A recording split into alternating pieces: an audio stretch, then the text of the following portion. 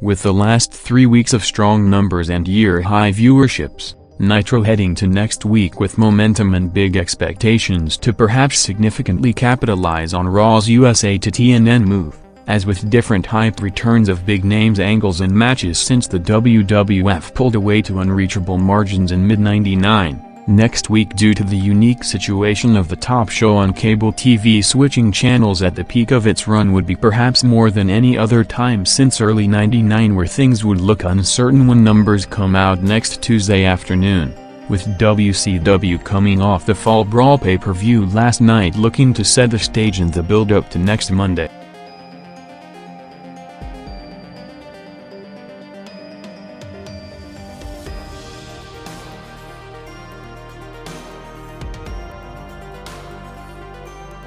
Vince Russo coming out in a Goldberg entrance walked to the ring next after getting involved in last night's finish that saw Steiner going over Goldberg in one of WCW's top matches of the year that matched expectations after building up to the first Goldberg vs. Steiner pay-per-view match for almost 2 years, with Russo closing the match standing over Goldberg claiming that he ran him out of the company, while reading a letter sent to him by Goldberg saying that after losing last night he came to the conclusion that he's no longer worthy of working for an icon like Russo, leaving him no choice but to resign from WCW before introducing Steiner to the ring, with Steiner saying that now after taking out Goldberg the only thing left for him to do is win the world title, challenging Booker for next week in New York to bring out Jarrett and Nash, asking for the shot. Before Russo booked a tag match of Steiner and Jarrett against him and Nash, with the one getting the pinfall challenging Booker, saying that it was a lifelong dream to become champion at the Nassau Coliseum in his hometown of Long Island, New York, with this segment after again opening strong, jumping over 1 million viewers to a 3.4 rating.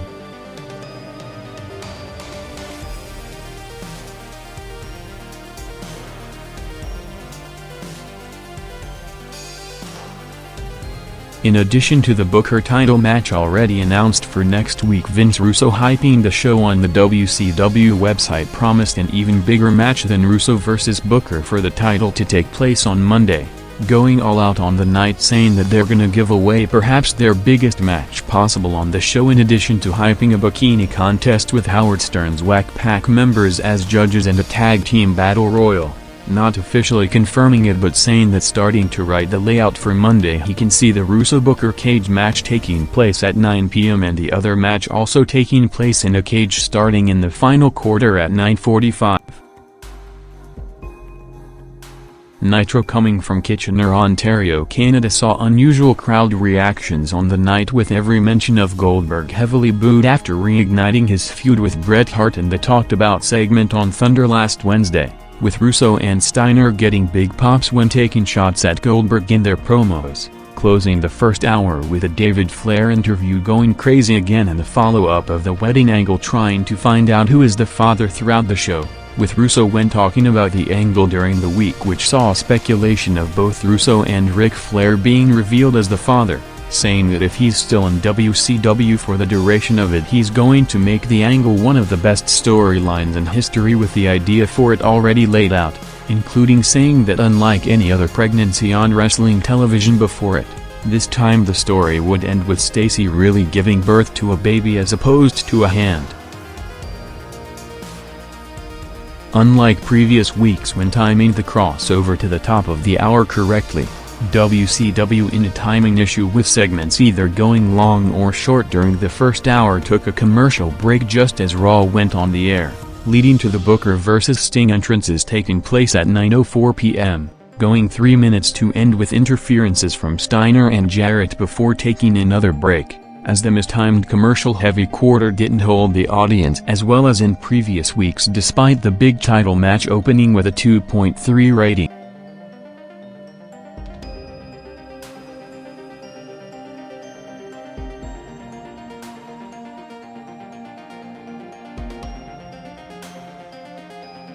With the final hurdle being sorted Monday afternoon with the court rejecting USA Network's appeal, September 18 officially became the final WWF Raw show on USA to kick off a massive advertising campaign and a week of hype to build to the company's move to Viacom, with Raw set to debut on TNN next Monday in one of the biggest shows in its history, with JR just as Raw went on the air acknowledged that this is the final Raw show on the USA Network, while continuing to mention the move in every single segment of the show to notify viewers who tune in at any hour about the channel switch. As the final USA Raw started with a Stephanie Angle-Triple H confrontation in the build to their first pay-per-view match, opening with a 5.1 rating.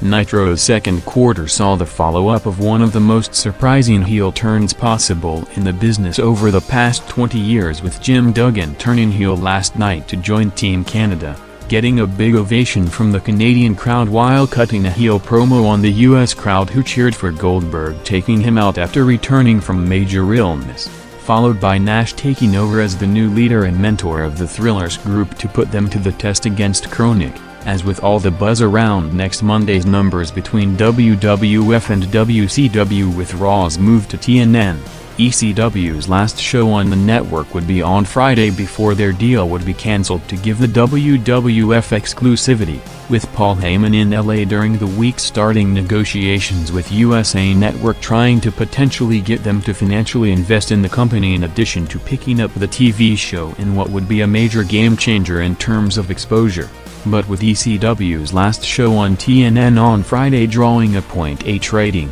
USA even if buying the show wouldn't likely to put it on prime time, with rumors varying between late Saturday night or during the week between 10 to 12 a.m., with the deal unlikely either way, as after the WWF ended its 17-year run on the network, which dates back to 1983. USA already promoted movies to air during Raw's hours in an attempt to market their primetime schedule differently in hopes of keeping their #1 spot on the cable charts, which was driven mainly by Raw, as Raw's second quarter jumped over 800,000 viewers to a 5.7 rating for the continuation of the Angle Hunter Stephanie Foley segment and a Dudleys vs. Right to Censor match.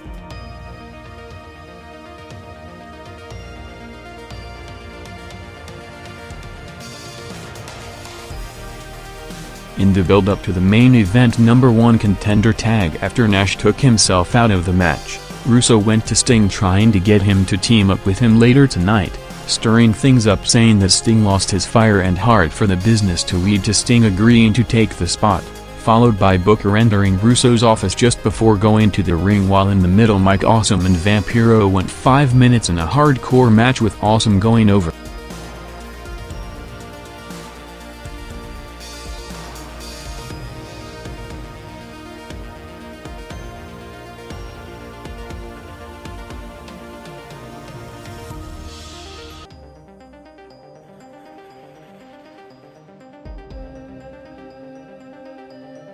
Rock arrived at the Allstate Arena at 9:30 p.m. with JR again emphasizing the channel switch, saying that tonight would be Rock's final appearance on USA Network on a Monday night, with Rock coming out for a promo in front of a sold-out crowd in Chicago for the company's 14th consecutive sellout in the building going back 3 years to '97, responding to being chalk-slammed through a table by Taker to close SmackDown on Thursday, calling him out for tonight, saying that he can come out in any gimmick he wants, from the American Badass to the Lord of Darkness, as he's gonna take him out before getting to the pay-per-view, bringing Taker out for the response, saying that he was already on the road winning WWF titles when Rock was still in high school, accepting Rock's challenge before Foley was back out to hype the four-way match on Sunday, with the other two in the match and Benoit and Kane coming next, with the segment picking up to a first-hour high 5.8 rating, the highest-rated opposed quarter of the night.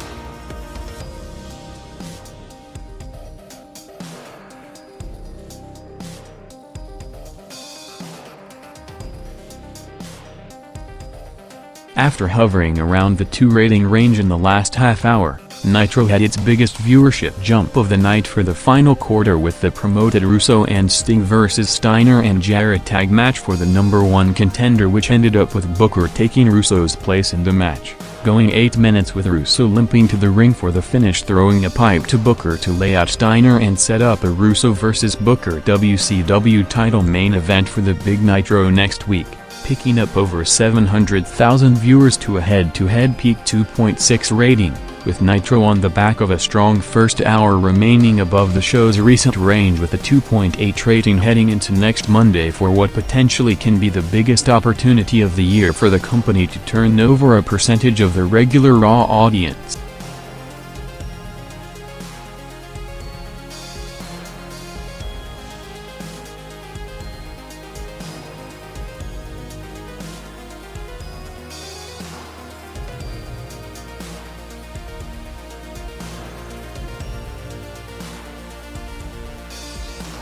The segment with the 4 participants in the WWF title main event on the pay-per-view saw Mick Foley coming out to book all 4 and 2 singles matches for tonight, with Chris Benoit vs. Kane coming next and Rock vs. Undertaker set to headline the show in an hour, as Kane and Benoit went 4 minutes to end, with Benoit laying out Kane with the ring bell for the DQ finish, followed by the Angle Hunter and Stephanie vs. Test Talbot and Trish 6-man tag match crossing over the top of the hour just as Nitro went off the air, jumping over 800,000 viewers unopposed into the 6 rating range, with Triple H laying out Test with a pedigree for the finish, followed by an Angle vs. Hunter brawl in the final build-up on Raw for their first ever singles match, set for the blow-off match of the feud subtly built for over 9 months from Angle's first full month on television, before officially kicking off in the past few months with the roles reversed and both switching from heel to tweener roles depending on the week.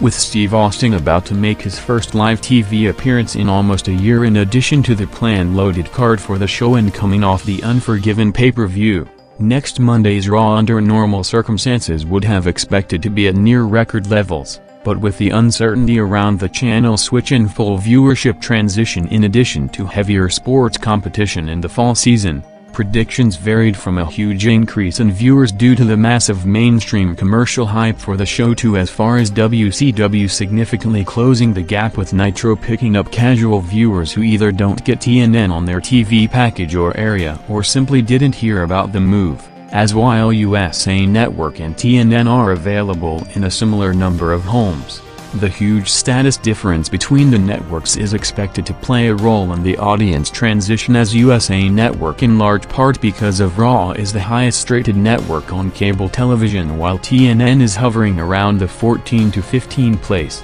with TNN looking to build the entire network around Raw and WWF programming to lift the channel into being a major TV player now that they have the cemented #1 show on cable, announcing immediately after the move was made official that the channel is changing its name from the Nashville Network to the National Network, starting a complete makeover and rebranding of the channel to match the WWF audience in hopes that the massive Raw viewership will carry over to other shows and lift the entire network along with it, as Raw's final hour on USA had an unusual viewership pattern, with the show staying at a 6.1 rating throughout until a major turn-off commercial-heavy filler segment between 10:45 to 11 p.m. just before the main event, seeing the show going into 2 commercial breaks at the start and middle of the quarter, with the only thing in the middle being Mick Foley pushing the company's political campaign to invite the presidential candidates for a debate on SmackDown, resulting in the quarter dropping to a near-show low 5.2 rating, with The Rock vs. Undertaker main event entrances taking place 2 minutes from the top of the hour to go 4 minutes in the overrun,